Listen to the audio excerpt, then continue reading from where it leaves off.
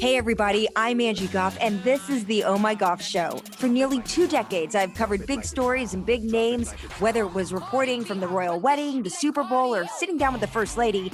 There's one thing I know for sure. Behind every headline is a human story, one filled with ups, downs, laughter, and life lessons. Each episode will tap into some pretty incredible minds, people who've found true success in chasing their dream or changing the world. It's the story behind the story that I hope will inspire your own. This is the Oh My Goff Show with Angie Goff. You know how like in high school, they used to have these autograph books where you would fill out like, what do you want to be famous for? Almost middle school, high school, everything always said writing. It actually specifically, I have a copy of one. It says, I want to be famous enough for people to pronounce my name and for writing. Bijal Shah, I always say it's Beetle with a J. It's the easiest way to pronounce it. My family and I were still in India until I was about 11. And then when we moved to the States, we were in Oklahoma for like 6-7 months, I think. And then Maryland since. I grew up in Maryland, middle school, high school, college in Maryland, and then New York for about a decade in between. Yeah. And then back home right now. Yeah. Maryland's home, right?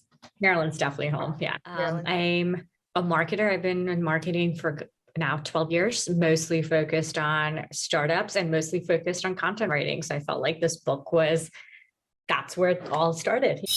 I really wanted to write this illustrated book for grownups, almost as a conversation starter. It's called For the Love of Laxmi. What inspired you to write this? Being the oldest in my family, I would see all my nieces and nephews growing up, or like cousins who I almost treat like nieces and nephews, and I would see these everyday remarks that happen. You run like a girl, right? It's kind of taking those examples and see the impact it would leave. And then I would play back moments in my life a lot frequently when I was writing about like, hey, what really left that imprint? What really drove into certain limitations that I created for myself? One of the chapters is, this is such a minor thing, right? Growing up, my mom would be like, hey, can you help me with the laundry?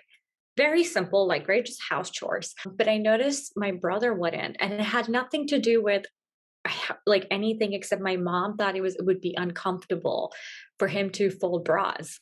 So would you say that this is a children's book more for adults than it is for children? Yeah, I definitely would.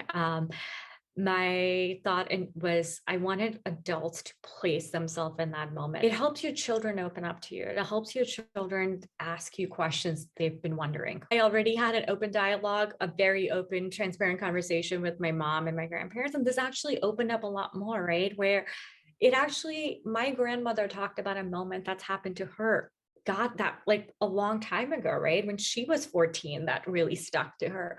And it created this like really open communication. It hasn't even been out for a month and it's already been named to Amazon's list of #1 new releases. Why do you think it's resonating with people? So one of my friends sent me, like, she got the book and then her daughter opened the package and her daughter assumed because it was an illustrated book that was for her. She's 5.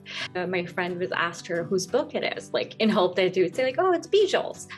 The girl said it's ours because she saw people that look like her in a children's book that she had never seen before. You talk about how you see yourself reflected in this character in some chapters and in some stories. In the South Asian culture, at least, like the big thing you'll see is constantly, well, you don't even know how to cook this. What are you going to do when you get married, right? That thing. So we definitely address that in there. Even as a child, so I was taking like drawing lessons as a kid here. Like, I remember like somebody in the family was like, oh, Bijal can't even draw a straight line.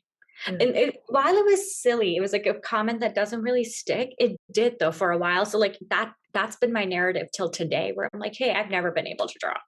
Like I haven't even given it a chance.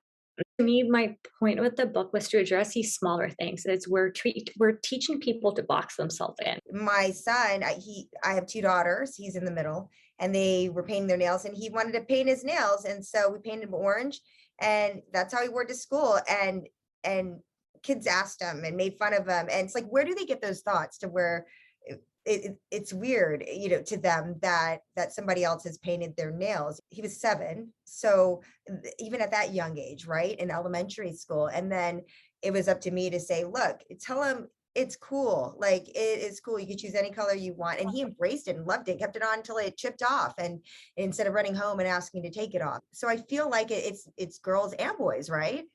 It's both. I love that story. I love that. And I think it's exactly that, right? I think a lot of people think we don't leave imprints, but we do.